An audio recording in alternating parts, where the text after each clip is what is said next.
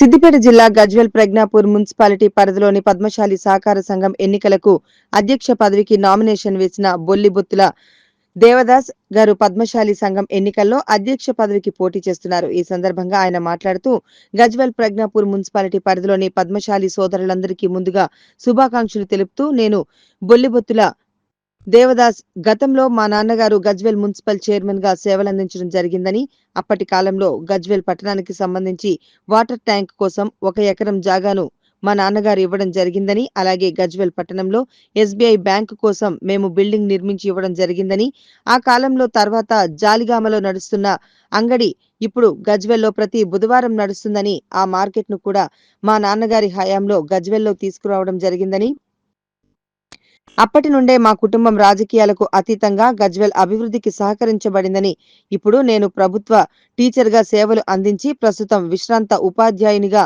నేను గజ్వేల్ ప్రజ్ఞాపూర్ పట్టణంలోని పద్మశాలి సహకార సంఘానికి నిస్వార్థంగా సేవలు అందించడం జరిగింది. కావున నేను పద్మశాలి కులస్తులకు సేవ చేయడానికి ముందుకు రావడం జరిగిందని, గజ్వేల్ ప్రజ్ఞాపూర్ మున్సిపాలిటీలో ఉన్న పద్మశాలి కుల బాంధవులు అందరికీ కూడా నేను సేవ చేసే భాగ్యం కల్పించి మా ఎన్నికల కుర్చీ గుర్తుకు ఓటు వేసి అత్యధిక మెజారిటీతో గెలిపించాలని ఆయన కోరారు. నాకు సంబంధించిన ప్యానెల్లో ఉపాధ్యక్షులుగా కోట కిషోర్, ప్రధాన కార్యదర్శిగా గాడిపల్లి ఎల్ఎం రాజు, ప్రధాన కార్యదర్శిగా సబ్బని నరేష్, సహాయ కార్యదర్శినిగా దేవసాని హనుమాన్ దాస్, కోశాధికారిగా నా యొక్క ప్యానెల్లో ఉన్నారు. కాబట్టి అందర్నీ అత్యధిక మెజారిటీతో గెలిపిస్తే పద్మశాలి కులస్తులకు సంబంధించిన కార్యక్రమాలు నేను ముందుండి చేయడానికి ఉంటానని తెలియజేస్తున్నానని తెలిపారు. పద్మశాలి కుల బంధువులందరికీ కూడా పేరు పేరున నమస్సుమాంజలి తెలియజేస్తా ఉన్నాను. మరి నేను మా యొక్క కుటుంబ విషయానికి వస్తే మాది కూడా ఒక రాజకీయ కుటుంబం. మా నాన్నగారు కూడా గజ్వేల్ మున్సిపాలిటీగా రెండో మున్సిపల్ చైర్మన్గా కూడా ఒక టర్మ్ పనిచేయడం జరిగింది. బొల్లిబొత్తుల వంశం అంటే కూడా గజ్వేల్లో అందరికీ తెలిసిన కుటుంబమే.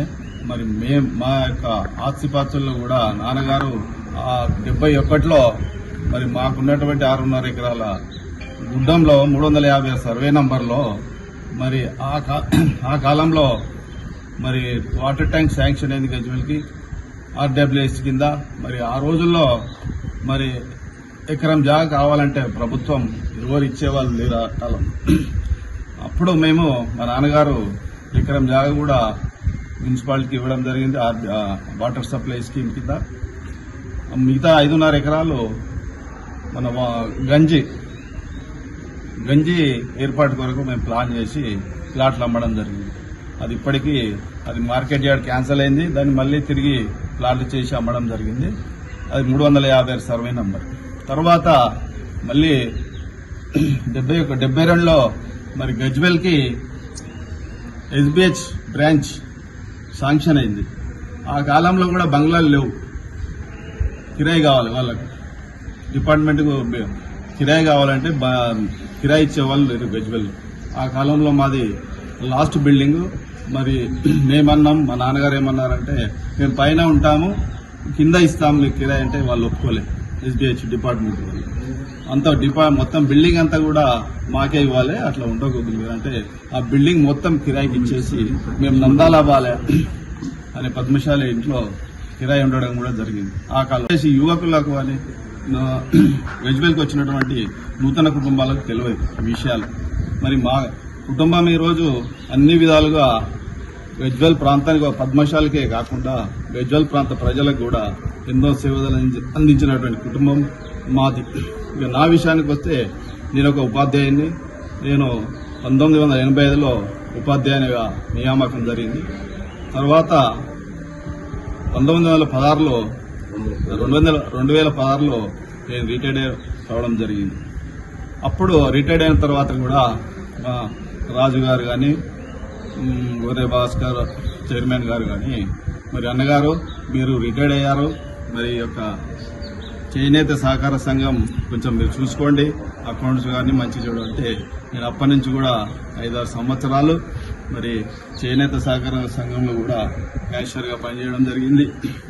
ఆ తర్వాత అప్పటి నుంచి కూడా మన పద్మశాలి సంఘానికి ఎన్నో ఎనలేని సేవలు కూడా చేస్తా ఉన్నాను, మీకు అందరికీ తెలుసు. ఆ తర్వాత మరి నేను ఒక ఉపాధ్యాయునిగా ఉండి రిటైర్డ్ అయ్యి అప్పుడు కూడా నేను పంచాయతీరాజ్ టీచర్స్ యూనియన్లో కూడా 10-15 సంవత్సరాలు ఆర్గనైజేషన్ చేశాను. మరి ఉపాధ్యాయులు కూడా ఎంతో మందికి సేవ చేసిన వ్యక్తిని. మరి కాబట్టి మరి పద్మశాలి సంఘంలో కూడా మరి నాకు ఏ పదవులు లేకున్నప్పటికీ కూడా ఎంతో సేవలు చేస్తున్నా మీకు అందరికీ తెలుసు. మరి అదేవిధంగా ఆర్థికంగా కూడా ఎన్నో మనం ఈ సంఘానికి డొనేషన్ కూడా చేయడం జరిగింది. మరి ఇవన్నీ గుర్తించి నాకు మరి యునానిమస్ చేయి మరి కూడా నేను కోరడం జరిగింది. అయినా పెద్దలు ఎవరు ఈ అభ్యర్థులు నన్ను తిరస్కరించి మరి పోటీలో ఉండడం జరిగింది. కాబట్టి మరి దయచేసి మరి అందరు పద్మశాలి బంధువులందరూ కూడా గమనించి మరి నేను ఒక ఉపాధ్యాయుగా రిటైర్డ్ కావడం జరిగింది. నాకు కుర్చీ గుర్తు కేటాయించడం జరిగింది. కాబట్టి దయచేసి అందరూ పద్మశాలి కుల బాంధవులందరూ గమనించి మరి నన్ను కుర్చీ గుర్తుకు ఓటు వేసి మరి అధిక మెజారిటీతో నన్ను గెలిపించగలరని అందరికీ నమస్సుమాదాలు తెలియజేస్తున్నాను. జై హింద్, జై పద్మశాలి, జై మార్కండే. ఇంకెవరైనా సపోర్ట్ చేస్తారా? అంతేనా? లాంగ్ షాట్ తీసుకుందాం సార్. అవసరం లేదా? లాంగ్ షాట్ అందరూ వచ్చినారు సార్.